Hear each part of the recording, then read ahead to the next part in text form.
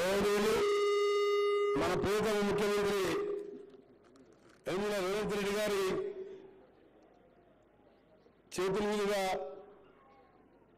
Appointment order తీసుకోవడానికి వచ్చిన యువ ఇంజనీర్లను ముందుగా అభినందిస్తూ కార్యక్రమం పాల్గొంటున్న సహచార మంత్రివర్యులు, వేదిక పైన ఎమ్మెల్యేలు, మీ అందరూ అధికారులకు, చీఫ్ సెక్రటరీ గారికి మీ అందరికీ కూడా నమస్కారం తెలియజేసుకుంటూ ముందుగా మీ అందరికీ దసరా శుభాకాంక్షలు తెలియజేసుకుంటూ దసరా ముందు మన గౌరవ ముఖ్యమంత్రి గారి కానుకగా 2022 సంవత్సరంలో నోటిఫికేషన్ స్టార్టింగ్లో అంటే 2022 డిసెంబర్లో నోటిఫికేషన్ ఇచ్చి దాని పక్కన పడితే ముఖ్యమంత్రి గారు బాధ్యత చేపట్టిన తర్వాత ఒక్కొక్కటి న్యాయపరమైన సలహాలు కానీ పరిష్కారాలు చూసుకుంటూ ఇవాళ దాదాపు 50,000 వరకు ఫిలప్ చేసుకుంటూ ముందుకు పోతున్న తరుణంలో మీ అందరూ కూడా ఈరోజు దసరా ముందు మీరు ఇంజనీర్గా అపాయింట్మెంట్ ఆర్డర్ వారి చేతుల మీద తీసుకుంటున్న సందర్భంగా మీ అందరూ కూడా ఒక రిక్వెస్ట్ చేస్తున్నాం. ఈ ప్రభుత్వం చెప్పిన విధంగా ఖాళీలను భర్తీ చేస్తూ ఇంకా ఎన్ని ఖాళీలు ఉన్నా అన్ని భర్తీ చేసుకుంటూ జాబ్ క్యాలెండర్ కూడా ముఖ్యమంత్రి గారు రిలీజ్ చేసి దానికి తోడు మిగతా 20-30 లక్షల మంది యువకులు చదువుకున్న వాళ్ళు ఉన్నారు. వారికి ఏం చేయాలి? గత 10 సంవత్సరాలు ఉన్న తెలంగాణలో ఏమైనా ఆలోచించడం అప్పుడున్న ప్రభుత్వం. కానీ గౌరవనీయులు మన ముఖ్యమంత్రి గారు స్కిల్ యూనివర్సిటీ అని ఈరోజు పెద్ద క్యాంపస్ తీసుకుని సంవత్సరానికి 10,000 మంది ఆనంద్ మహేంద్ర అని ప్రముఖ యూనివర్సిటీకి దాని చైర్మన్గా పెట్టి స్కిల్ యూనివర్సిటీతో పాటు మీ అందరూ కూడా ఇంజనీరింగ్ చదువుకున్న సబ్జెక్ట్ నాలెడ్జ్ ఉంటుంది, కానీ మీ ప్రాక్టికల్ లేక మీ సెలెక్ట్ కాలేకపోతుంది. 2-3 లక్షల ప్రభుత్వ ఉద్యోగాలు ఫిలప్ చేయడమే కాదు, ప్రతి నిరుద్యోగికి ఉపాధి కల్పించాల లక్ష్యంతో స్కిల్ యూనివర్సిటీ ఏర్పాటు చేసే ఆలోచనతో ముందుకు పోతున్న మా ముఖ్యమంత్రి గారికి, మా మంత్రివర్గానికి, మా ప్రభుత్వానికి మంచి పేరు వచ్చే విధంగా మీ అందరికీ ఎప్పుడో ఇస్తున్న ఇంజనీర్లు అంటే ఒక రోడ్ వేసి ఒక బ్రిడ్జ్ కట్టేసి ఒక కాలువతో ఉన్న ఇంజనీర్లు కాదు. మీరు కట్టే పని, మీరు చేసే పని నాణ్యత ఉన్నదా లేదా, 24 గంటలు మీరు ఏ పని చేసినా దాన్ని క్వాలిటీ మెయింటైన్ చేస్తూ అది రాత్రైనా సరే పని జరిగే సమయంలో మీరు అక్కడ ఉండాలి. అసిస్టెంట్ ఇంజనీర్ ముఖ్యం. డీలు ఈయన కంటే అసిస్టెంట్ ఇంజనీరే క్వాలిటీ చెక్ చేసేవాడు. కానీ ఈ రోజుల్లో చూస్తుంది ఒకటే సలహా ఇస్తున్నాను. ఎందుకంటే ఇటీవల చూస్తున్నాము ఇంజనీర్లు విచారణకు హాజరవుతుందంటే ఎంత బాధ అనిపిస్తుందో మీరు చూడండి.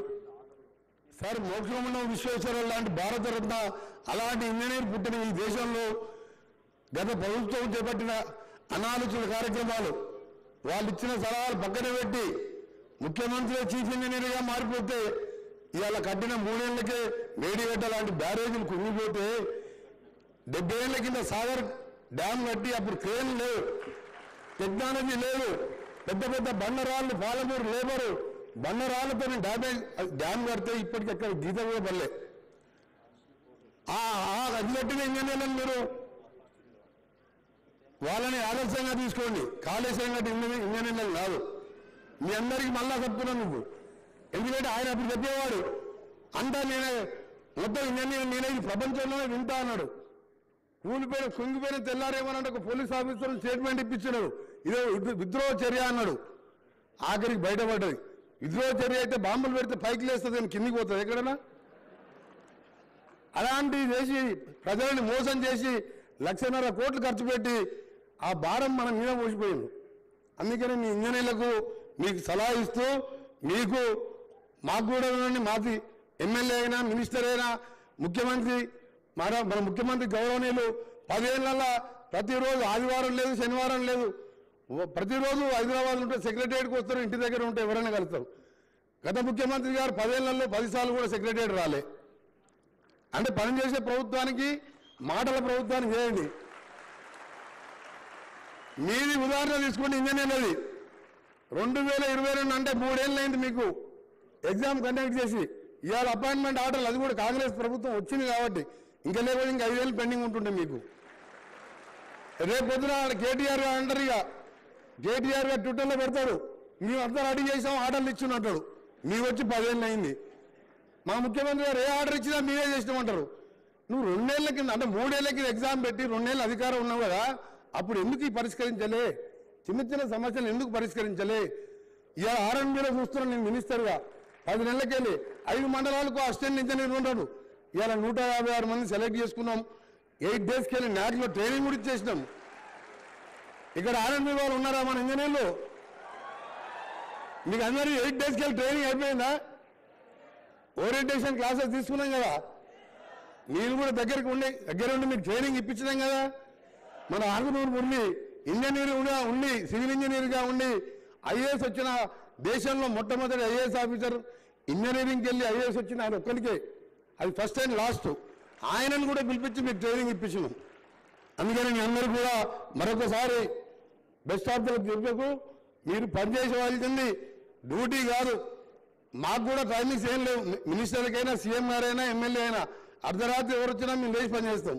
మీ ఇంజనీర్స్ కూడా ఎప్పుడెప్పుడో ఒక్కడ వర్క్ నడుస్తున్నా ఆ సైట్ ఇన్స్పెక్షన్ చేస్తూ క్వాలిటీ చెక్ చేస్తూ 1:2, 2:4, 1, 1.5, 3 ఆ రేషియో కూడా మేము చూడాలి. ఎందుకంటే కట్టినప్పుడే కొట్టుకుపోతున్నాయి. ఆ క్వాలిటీ చెక్ చేయనంత వరకు మనం అనగాదు. ఇంజనీర్ అంటే దేశాన్ని నడిపించేది ఇంజనీర్లు.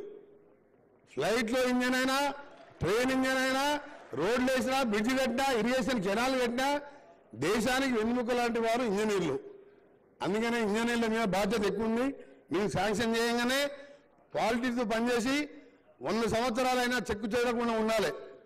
మరొకసారి మోక్షగుండం విశ్వేశ్వరయ్య గారు హైదరాబాద్ 1905లో వరదలు వచ్చినప్పుడు అప్పుడు నిజాం గారు వారు వినిపిస్తే గండిపేట దగ్గర ఈసా నది ఉండే చిన్నది, అక్కడ గండిపేట రిజర్వాయర్ కట్టించి హైదరాబాద్ వరదలు వచ్చినా ఇబ్బంది లేకుండా ఉండాలని ఆ రోజు విశ్వేశ్వరయ్య గారి ప్లాన్తోనే అది కట్టిండు.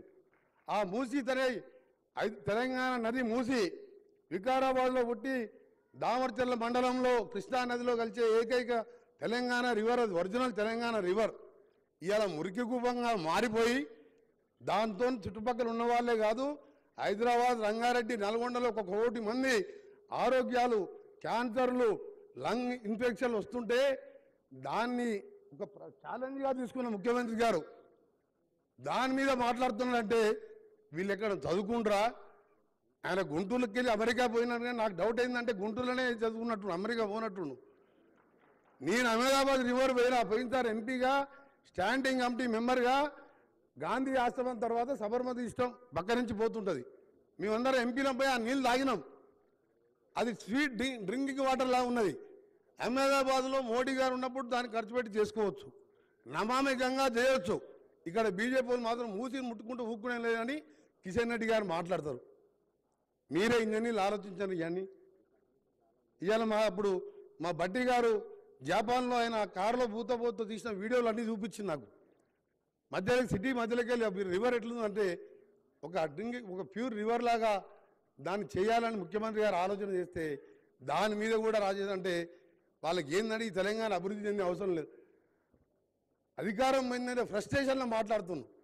అందుకనే నేను వాళ్ళ గురించి పక్కన పెట్టి ఏదేమైనా సరే గౌరవ ముఖ్యమంత్రి గారు, క్యాబినెట్ మినిస్టర్లం, ఎంపీలం, ఎమ్మెల్యేలం, మనమందరం మీరందరూ కూడా కలిసి తెలంగాణని ప్రపంచ పటంలో రీజనల్ రింగ్ రోడ్ అనే దాన్ని ఇలా ముఖ్యమంత్రి గారు ఛాలెంజ్గా తీస్తూ ఎప్పుడు రివ్యూ చేపిస్తూ మాతోని దాన్ని ఇలా half of the Telangana cover అయ్యే విధంగా ఈరోజు త్వరలోనే టెండర్లు పిలిపించి దాన్ని కూడా ప్రపంచ పటంలో హైదరాబాద్ ఉండే విధంగా చేయడానికి మీ ఇంజనీర్ల పాత్ర కూడా అవసరం. కాబట్టి మీరు కూడా ప్రభుత్వాన్ని సహకరిస్తూ ముందుకు పోవాలని మరొకసారి మీరెవరైనా మాట్లాడినా మీరు ఒక్కటే ప్రశ్నించాలి.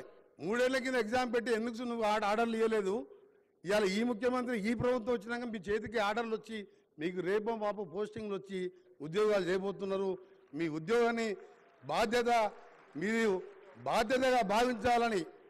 ఉద్యోగం అంటే ఏదో మీ ఖర్చులకు వెళ్ళడానికి కాదు, నీ ఫ్యామిలీ మెయింటైన్ చేయడానికి కాదు, ఈ దేశాన్ని, దేశ భవిష్యత్తుని ప్రపంచంలో మన తెలంగాణ అంటే రోల్ మోడల్గా ఉండే విధంగా పనిచేయాలని తెలియజేసుకుంటూ సెలవు తీసుకుంటున్నాను. జై హింద్.